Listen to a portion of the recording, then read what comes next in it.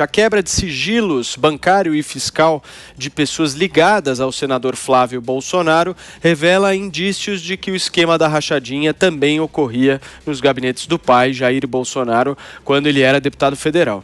Segundo reportagem publicada nesta segunda-feira pelo UOL, assessores do atual presidente da República sacaram 72% dos salários entre os anos de 2007 e 2018.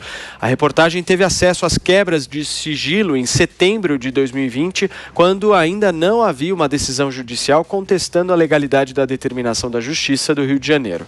As operações em dinheiro vivo realizadas por 4 funcionários são um indício de que a prática ilegal de devolução de salários também ocorreu no gabinete de Jair Bolsonaro quando ele exerceu o mandato de deputado federal. Mark, quais implicações você vê nisso?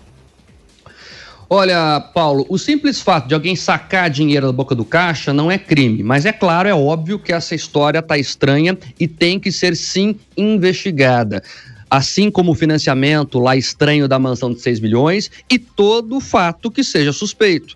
Não há nada melhor para alguém que é injustiçado provar a verdade e fazer justiça. Então, eu acredito que tem que ser, inclusive, o objetivo da família Bolsonaro trazer à luz esses fatos e esclarecer o que tiver que ser esclarecido. Aliás, essa história me lembra outra.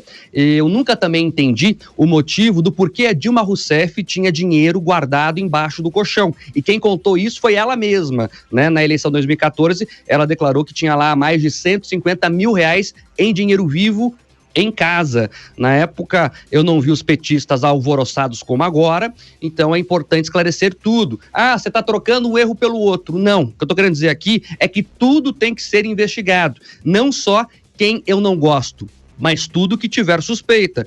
Os casos de rachadinha lá no Rio de Janeiro tem uma lista extensa de deputados envolvidos. Então tem que investigar o filho do presidente? Tem, mas a lista toda também, até porque ele não foi, em tese, segundo as investigações, o que mais lavou dinheiro, de acordo com o que declarou o Ministério Público. Eu acho que a lógica tem que ser aquela, quem não deve, não teme. E é isso que esses políticos têm que fazer em casos de suspeitas como essa. Até para que realmente grupos não se apropriem dessas narrativas e inventem histórias sem fatos.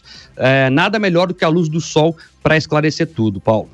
Muito bem, Mark. Amanda, 72% dos salários entre 2007 e 2018, sacados. Pois é, aqui não tem narrativa nenhuma, gente, são só fatos, números. O problema é que isso tudo pode ser perdido, porque o STJ, Superior Tribunal de Justiça, tomou uma decisão há poucas semanas, há cerca de 2 semanas, dizendo que as quebras de sigilo bancário e fiscal careciam de fundamentação, então simplesmente essas provas, que são pilar de sustentação de investigação, dessa investigação sobre rachadinha do Fabrício Queiroz e do Flávio Bolsonaro, podem ser perdidas completamente.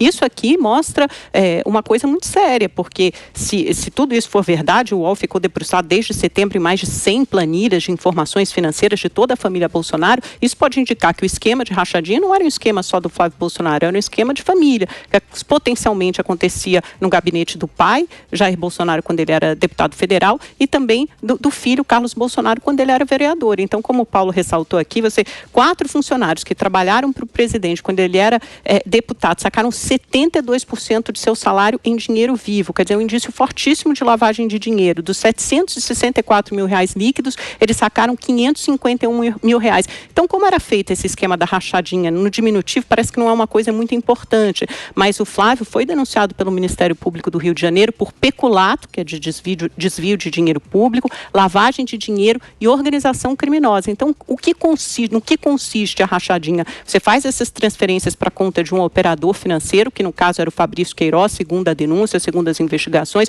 ou então você saca dinheiro vivo, porque parte do salário desses funcionários, que às vezes são funcionários fantasmas e às vezes são funcionários que efetivamente trabalham na Assembleia Legislativa ou na Câmara dos Deputados, parte desses salários é devolvida para o deputado ou para o vereador. Então, quer dizer, isso é apropriação de desvio, isso é apropriação de dinheiro público, isso é corrupção. Então, isso põe em xeque também todo aquele discurso de que não há corrupção na família, de que não há corrupção no governo. Então, houve corrupção antes da família entrar no governo, é uma corrupção do baixo clero, a rachadinha não tinha acesso aos grandes negócios e aos grandes contratos com Petrobras, etc., e outras estatais, então, promovia essa pequena corrupção, isso não é menos condenável. Então, isso tem que ser investigado a fundo, sim, eu acho muito grave.